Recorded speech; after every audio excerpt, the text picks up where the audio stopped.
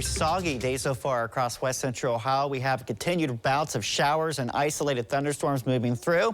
We are starting to see some lulls or gaps in the rain as you look off to the west now, but still some moderate showers through Hardin and Hancock counties. Those are pushing their way off to the north and off to the east as well. So a bit of a lull developing as you look a little further west across the state line with Indiana. This is where we're going to start to see a warmer air mass build in. So it's going to warm up as we go throughout the next few hours.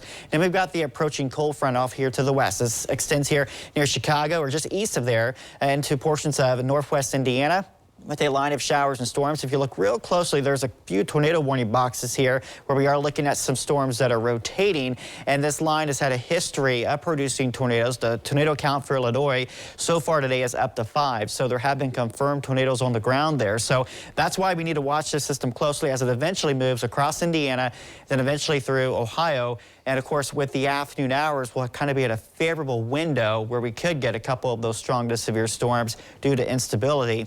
You see the history here, a lot of wind that was observed across parts of Missouri, Oklahoma, and a few tornadoes as well. And you can see the tornado there so far in parts of eastern Illinois. So this is a system we're watching. You can see this picture sent in. This was actually by WCIA in Champaign, actually showing a picture there of a tornado that was touching down this morning. So again, the severe risks are in place this afternoon.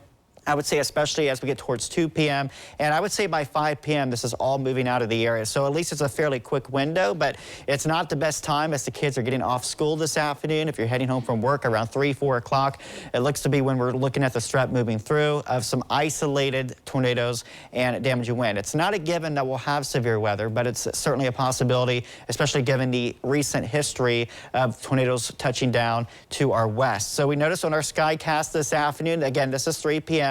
I think it's doing a fairly good job of showing these pockets of heavier showers and storms. And embedded within these, some very gusty winds would be possible. And again, some rotation is showing up in the atmosphere. So a rotating storm doesn't necessarily mean it's a tornado, but it could produce a tornado. So they will likely issue some tornado warnings by the National Weather Service.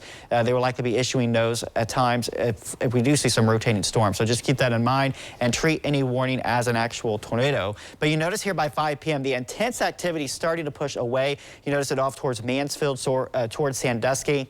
And now we're just looking at some more light showers. So it is a fairly quick window, but again, as the kids are heading home from school this afternoon, just be mindful we could have some strong storms in the area. By 7 p.m., everything is starting to wind down. So again, we'll look at a high temperature today, getting up to 58 with that risk of isolated severe storms.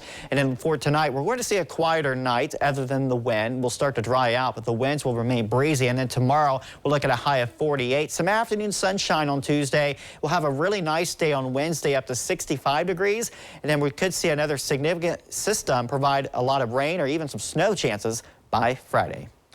Well, let's just kind of cross our fingers, hope we get through the afternoon, and things should be a little calmer from there on. Nothing severe.